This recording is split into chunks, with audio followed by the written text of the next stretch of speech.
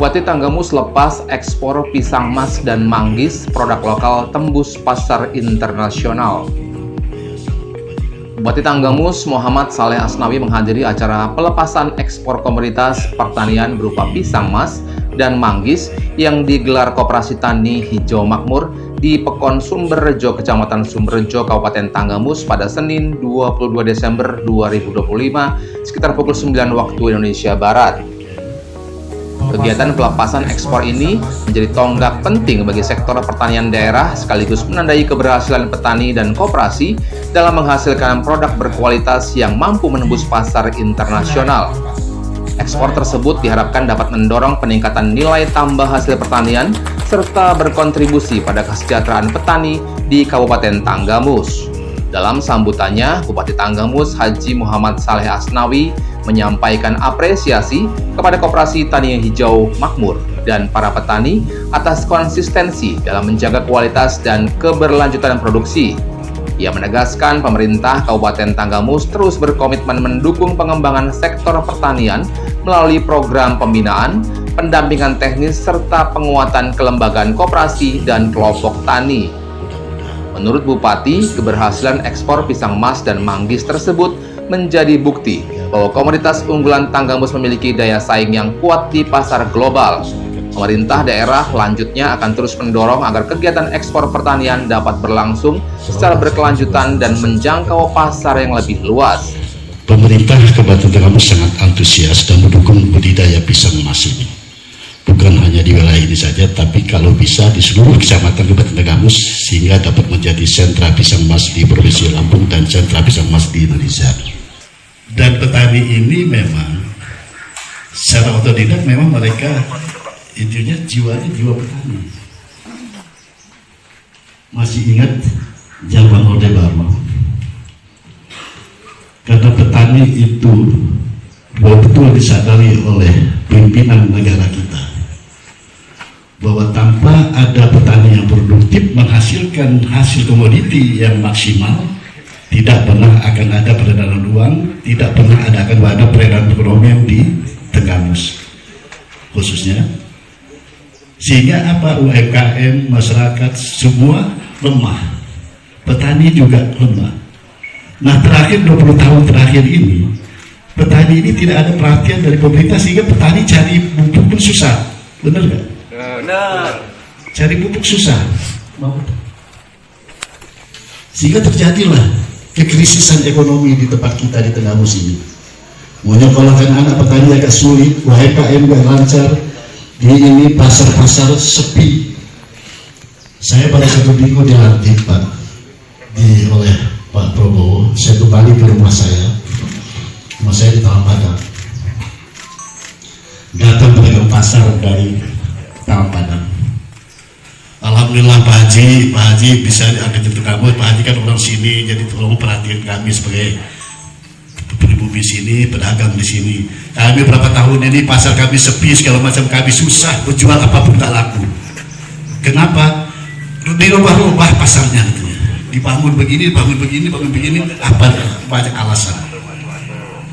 Saya bilang, ibu bapak itu bukan karena pasarnya.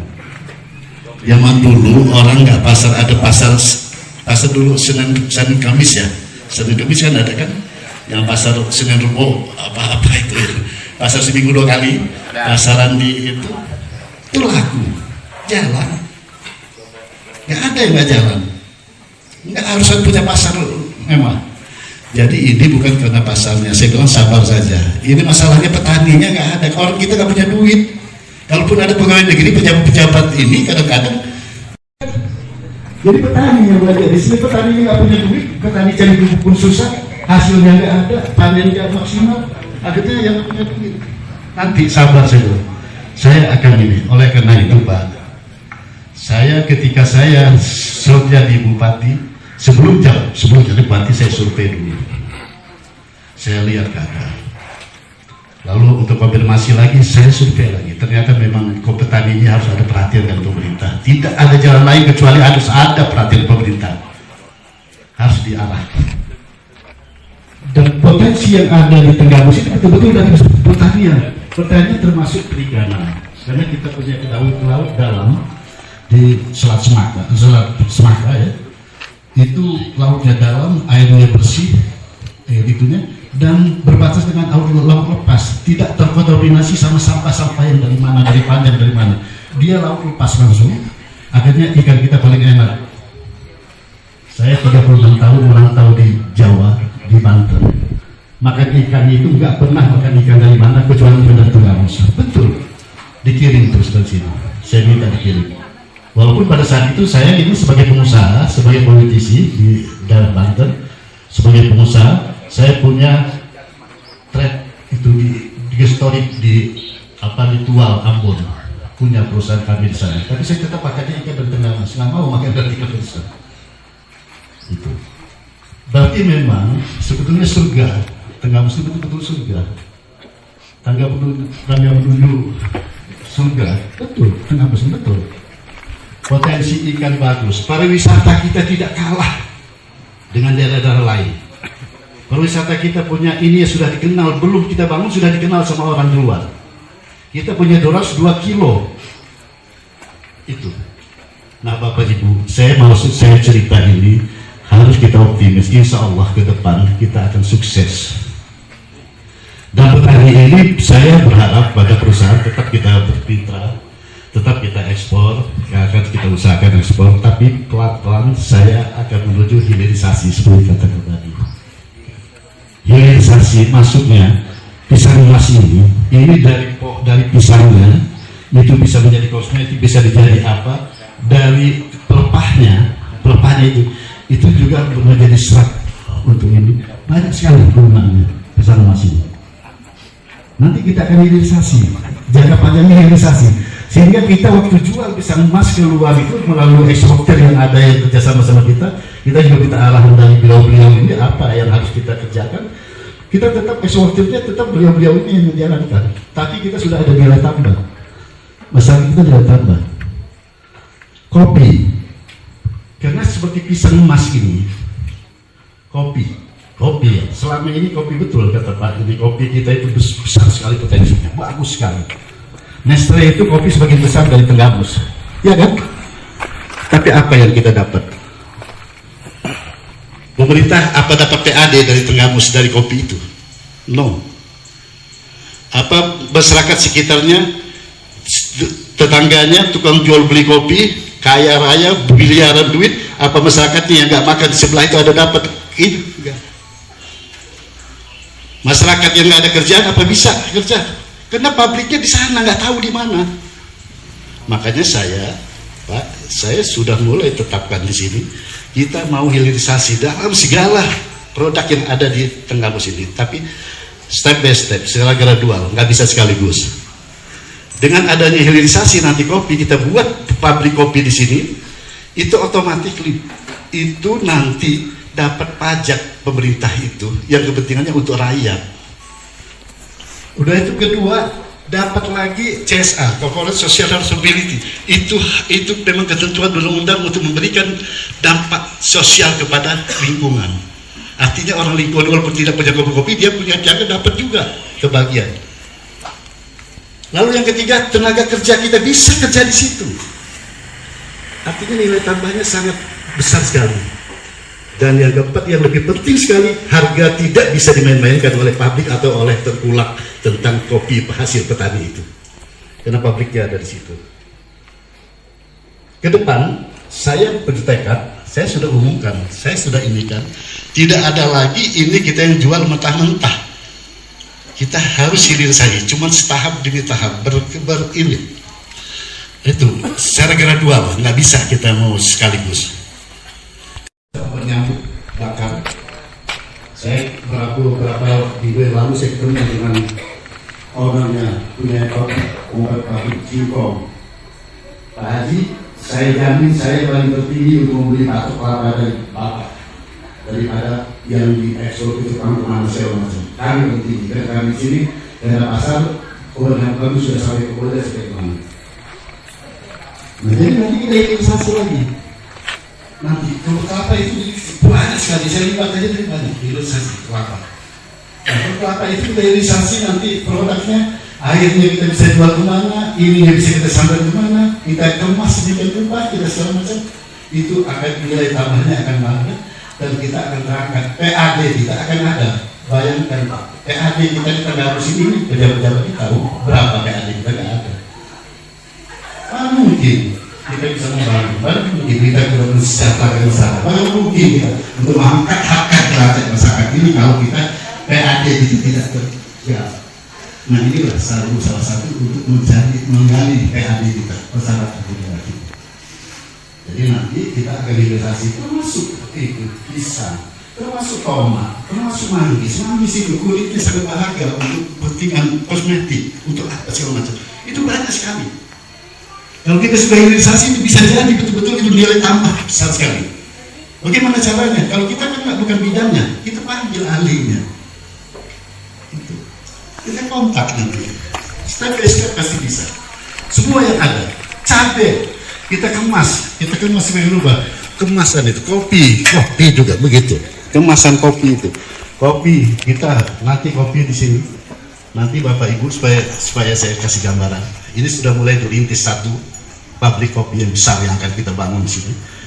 Itu nanti petani itu begitu metik dari itu langsung ke Tergula atau dari mana nanti koperasi merah putih atau koperasi mana nanti kita ini kan nanti itu akan store kepada ini, tidak perlu dibelah dulu kopinya itu lalu dijemur lalu petaninya bahkan waktu sampai 15 hari nungguin jemuran kopi,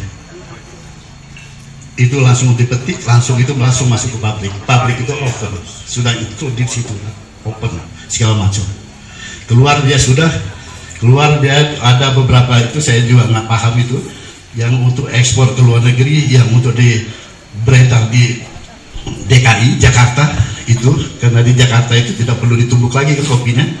Itu kalau mereka di kafe-kafe itu semua. Jadi modern. Tenaga kerja kita bisa jalan, hasil kita jual pemerintah dapat PAD-nya. Ini yang akan saya ini kan tolong mohon doanya supaya kita sama-sama sehat. Kita bisa laksanakan ini. Kopi begitu, padi juga begitu. Ini kita dalam rangka mendukung itu suasana pangan oleh Pak Presiden. Kita dukung, kita sambut di sini. Padi tidak ada lagi yang menjemur padi itu. Pakai ini. Nanti kita akan usahakan. Menteri Pertanian itu banyak sekali uang disiapkan untuk membantu petani. Asal petani itu mau. Asal kita yang proaktif ke sana. Makanya saya bilang sama dinas pertanian harus kita proaktif. Padi itu begitu masuk ke pabrik nggak perlu dijemur lagi, ovennya including di pabrik itu. Petani bisa nanam lagi, bisa ini lagi. Ini tujuannya presiden kita itu. Betapa memang perhatian presiden kita terhadap ini kita. Suasana pangan kalau suasana pangan itu sukses jalan, otomatis kita juga semua enak. Anak kita bisa sekolah, ini kita sekolah. Dan lain-lain semua. Hasil pertanian hortikultura semua saya dengan tekad akan nanti dari koperasi dari itu nanti kita akan kumpulkan, kita akan panggil, kita akan buat pendidikan Pak diklat, nanti kita koordinasi dengan badan karantina apa yang harus kita kerjakan, apa yang ini kita akan nanti dari kepala dinas pertanian ini nanti akan koordinasi dengan perusahaan kita berbina. Kalau sekarang ini jalan dulu lah, setahun 2 tahun ini jalan dulu sambil kita rintis.